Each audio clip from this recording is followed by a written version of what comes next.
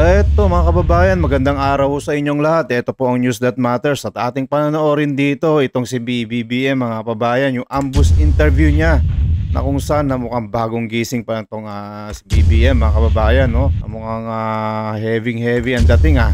Eto pag-uusapan dito mga kababayan yung mga pamimigay niya ng mga relief dito sa ating mga kababayan na nasalanta ng bagyo dito kay Bagyong Tino mga kababayan, no? Tsaka yung isang malakas na bagyong darating na dito sa ating bansa mga kababayan. Pero bago tayo tumulak diyan, huwag niyo munang kalimutan i-share, like at subscribe nang sa ganun updated yung ating mga kababayan dito at sa iba't ibang bansa.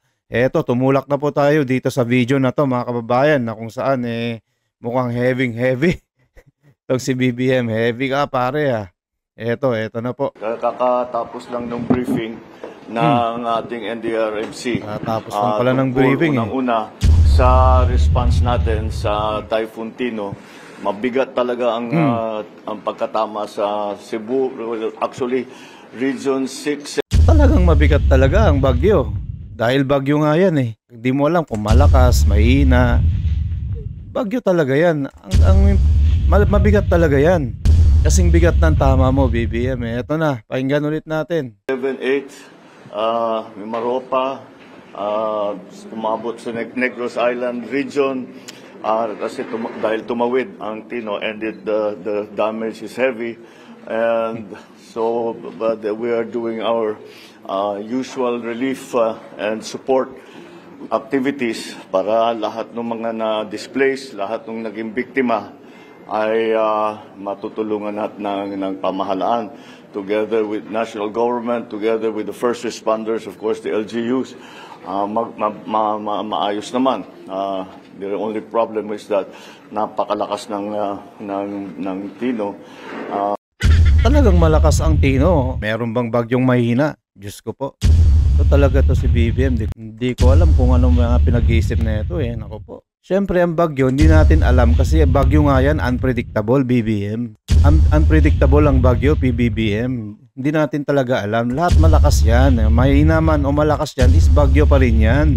Ang importante dito, nakahanda tayo dito sa mga bagyo na to. Ang problema kasi kahit gaano kalakas ang bagyo, kung mahina din naman ang gobyerno kung paano tumulong dito sa ating mga kababayan, yun ang problema dito, PBBM, na katulad nung ginagawa ninyo, na kung saan naunahan pa kayo ni VP Sara sa pagtulong na kung saan unang araw pa lang ng bagyo, nung may mga nasalanta sa Cebu, nagpaabot na ng tulong itong si VP Sara. Dapat kayo talagang nakapag-ready na kayo kasi kayong may control dyan sa mga relief goods na yan, yung pamimigay mo dito sa mga taong bayan, dapat kontrolin mo, prepare nyo na. Talagang ganyan talaga kung presidente ka. Pero kung di mo na kaya, mag-resign ka na lang. Unfortunately, meron tayong inaabangan na parating na may potensyal na maging mas malakas pa. Itong natin napangalanan na Uwan. And so we are also preparing for that. Yung pinakamalaking problema na nakita namin is that yung yung lahat ng personnel natin nandun ngayon sa Visayas para asikasuhin nga ang relief and support ng pamahalaan doon, ay kailangan na natin pag-isipan kung ilan doon, kung sino doon ang pwede nang dalhin para paghandaan na yung Uwan, which is going to hit central and northern Luzon. Mukhang ang landfall sa Cagayan na naman. Heavy yung datingan natin PBBM. Naku, ang gawin nyo na lang po dito, mag-ready na po kayo bago dumating po yan. Ang gawin ninyo, mag-prepare na kayo. Huwag nyo lang isipin. Naku po. Kung hindi mo na talaga kaya itong pagka-presidente, mag-resign ka na lang.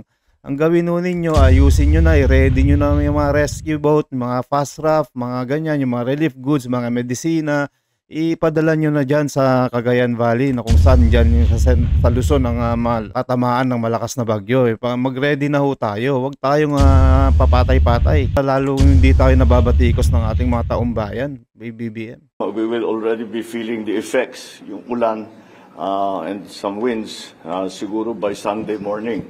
Kaya yun ang aming binabalanse kung hindi namin iiwanan ng Cebu hanggat lahat na ay in place na the same thing, but we will do as much as we can to anticipate. Dahil marami tayong, if we anticipate well and we prepare well, marami tayong nagagawa para medyo mas mabawasan ang effect.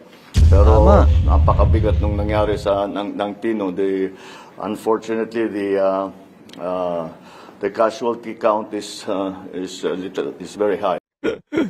Talagang mabigat talagang Tino. Bagyo nga yan eh. Tignan mo nga yun nangyari. Heavy rains and heavy floods ang idinulat niya. Ano ka ba naman PBBM? Heavy ka talaga.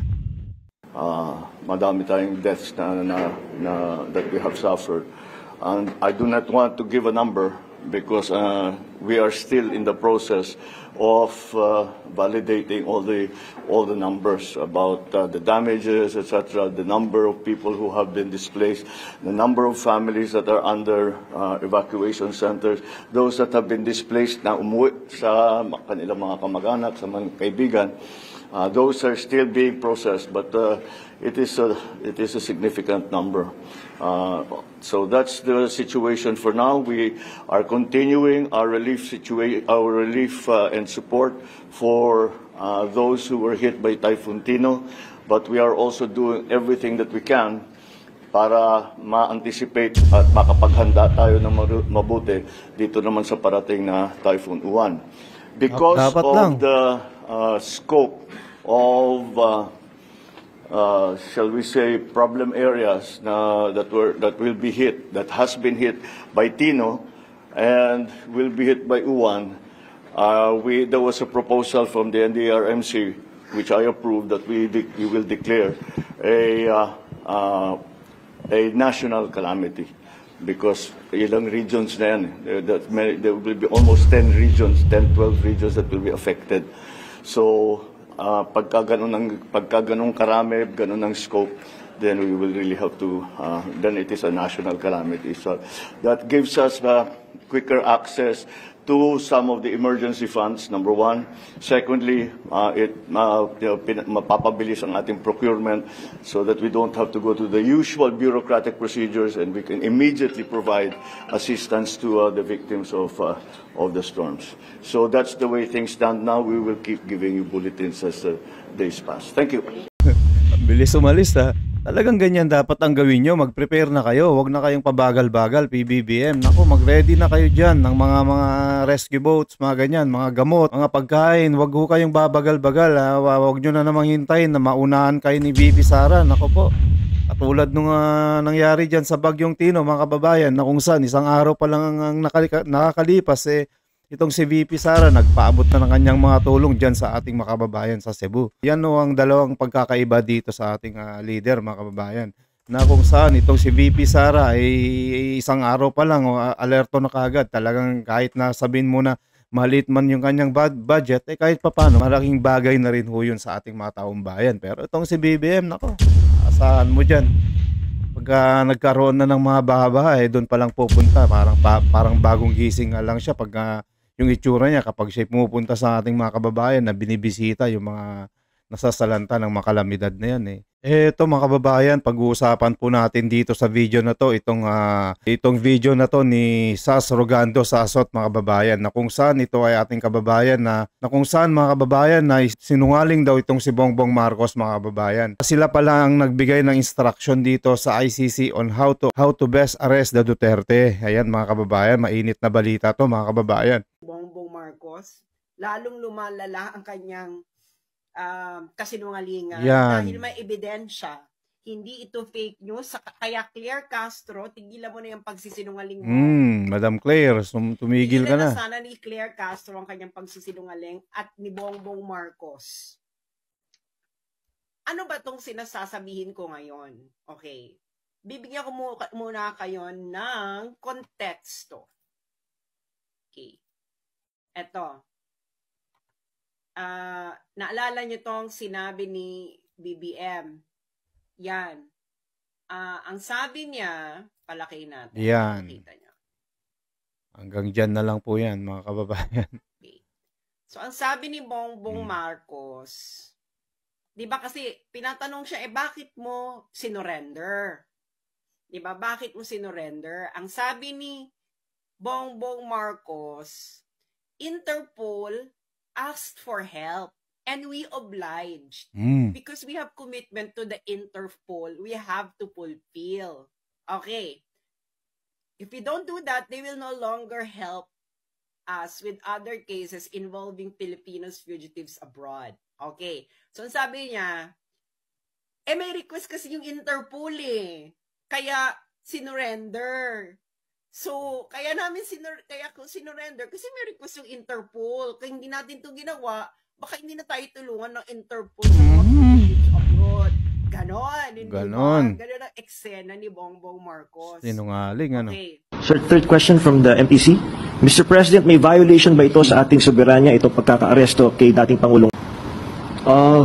No. Bakit naman? Dahil, consistent naman tayo. Hindi tayo tumutulong sa investigasyon ng ICC. Wala tayong meron tayong contact sa kanila, natural. Pero no, not on an official level. We didn't help them in any way. The arrest the arrest that we did today was in compliance with our commitments to Interpol. It just so happened that came from ICC. But it's not because it came from ICC. It's because it came from Interpol. Ano ngayon ang tunay na nangyari? Yan. Ano na ngayon ang tunay na nangyari? Siyempre, meron kasing kalalabas lang ito kahapon.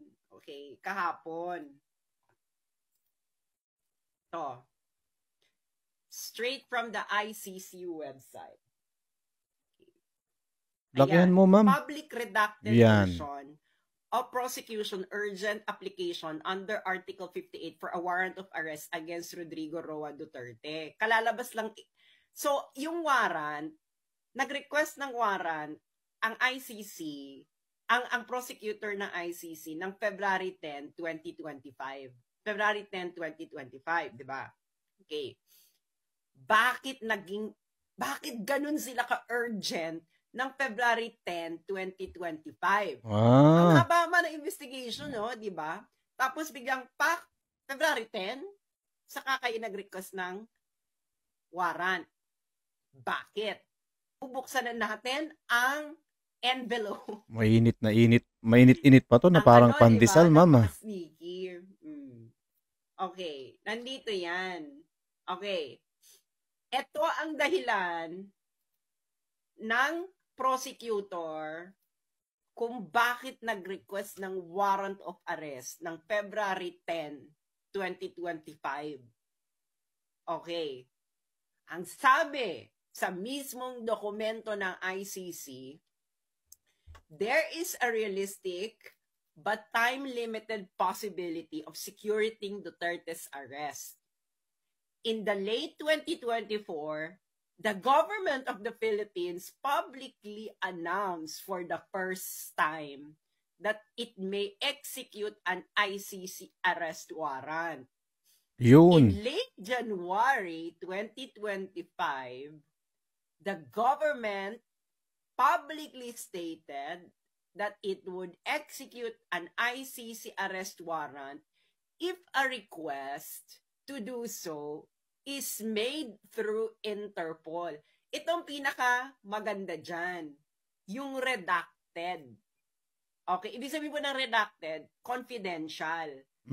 Okay, 570, ayan confidential. Ito yan maliwanag yan, maraming notaryo yan hindi fake yan. Hindi nilagay kung ano. You know what, kung ano ito?